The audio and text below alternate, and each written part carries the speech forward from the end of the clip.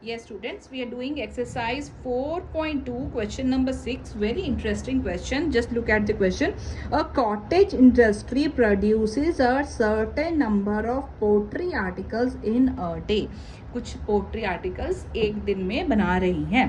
It was observed on a particular day that the cost of production of each article was, मतलब एक particular day में उसको देखा गया, उसने एक ऑब्जर्व किया गया कि cost of production of each article, एक आर्टिकल का कॉस्ट ऑफ प्रोडक्शन कितना है, 3 more than number of articles produced on that day. तो मतलब जितने उस दिन आर्टिकल्स बनाए हैं उससे 3 रुपये ज़्यादा है. सपोज उस दिन हमने 100 आर्टिकल बनाए तो उसका एक आर्टिकल को बनाने का कॉस्ट 103 है. क्लियर हो गया क्या कहना चाहता है. और इस क्वेश्चन में देखो आप, यहाँ आ रहा है देन. मैं जैसे हमेशा कहती हूँ कि आप देखा करो कि देन कहाँ है, कहाँ आ रहा है देन, जिसके साथ कंपेयर कर रहे हैं. मोर देन, ये देखो यहाँ लिखा है ना, more than twice the number of articles. तो आप किसको एक्स मानोगे, नंबर ऑफ आर्टिकल्स को एक्स मानोगे. क्लियर है.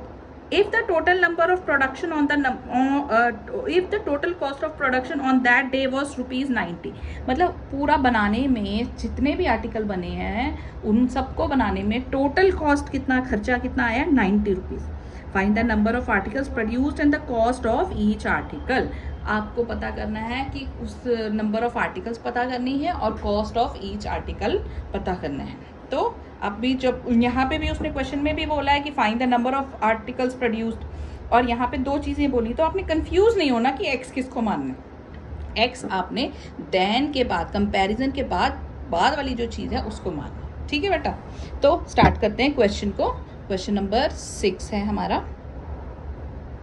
क्वेश्चन नंबर 6 है, हम कहेंगे let total number of pottery articles produced in a day be x.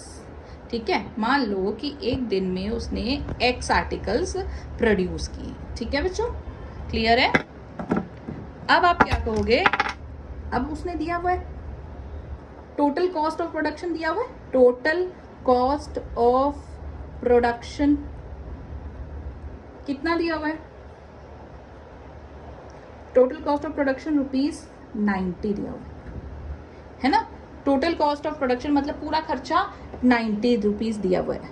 तो cost of production of 1 article कितना हो जाएगा, 90 को x से डिवाइड करेंगे क्योंकि x आर्टिकल्स हैं, टोटल खर्चा 90 है, तो हमारा एक आर्टिकल का खर्चा कितना हो जाएगा, 90/x. अकॉर्डिंग टू क्वेश्चन, देखो क्वेश्चन क्या कह रहा है, दोबारा देखो क्वेश्चन को. According to question, it was observed that in a particular cost of production of each article is 3 more than twice the number of articles. 3 more than मतलब plus twice the number of article मतलब 2x. Cost of production of 1 article, ये भी हो गया और ये भी cost of production of 1 article है. ये दोनों हमारे इक्वल हो गए. क्लियर है. अब आप इसको सॉल्व करोगे, ये x यहाँ डिवाइड हो रहा है, उधर जाके मल्टीप्लाई हो जाएगा. ये 2x plus 3 is equal to 90. 2x² plus 3x is equal to 90. 2x² plus 3x minus 90 is equal to 0. Clear. अब आप 2 नंबर लोगे जिन्हें मल्टीप्लाई करके क्या आता हो, 90 × 2 180 आता हो और प्लस या माइनस करके 3 आता हो. ठीक है, करें 90 45 15. अब करके देखते हैं. 5 3 ज़ा 15, 2 2 ज़ा 4, 4 3 ज़ा 12. 12 इंटू 15 करो तो आपका 180 आता है, और 12 और 15 में से 12 माइनस करो तो 3 आता है. तो हम कर सकते हैं. चलो सॉल्व करते हैं. 2x² प्लस 3 को मैंने लिख दिया 15 minus 12 x minus 90 is equal to 0। Bracket open करेंगे 2x square plus 15x minus 12x minus 90 is equal to 0। दोनों में कॉमन क्या आ रहा है, देखो बेटा, दोनों में सिर्फ x कॉमन आ रहा है, x कॉमन बाहर निकाल दिया, 2x प्लस 15।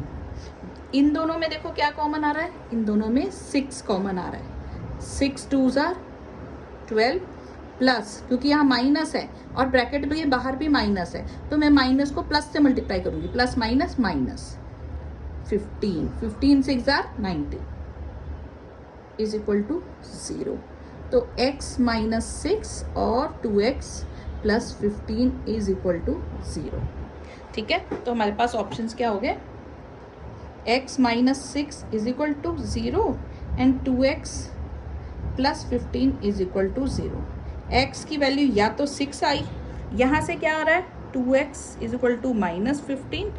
आगे सॉल्व करने की जरूरत नहीं, इसको आप लिख दो नॉट पॉसिबल, या रिजेक्टेड लिख दो या नॉट पॉसिबल, बिकॉज कॉस्ट कभी भी नेगेटिव, मतलब कॉस्ट पूछ रहा है वो बोल रहा है what is the total cost of production, find the number of articles produced. तो हमने x किसको मानना है, आर्टिकल्स प्रोड्यूस्ड को मानना है, तो आर्टिकल्स नेगेटिव में नहीं बने हैं, ठीक है ना, नेगेटिव में तो बने नहीं है आर्टिकल्स, इसलिए नेगेटिव वाली टर्म नॉट पॉसिबल। तो हमारा नंबर ऑफ आर्टिकल्स कितना आ गया, therefore number of articles produced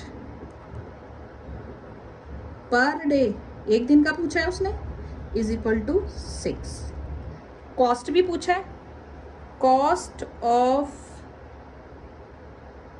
production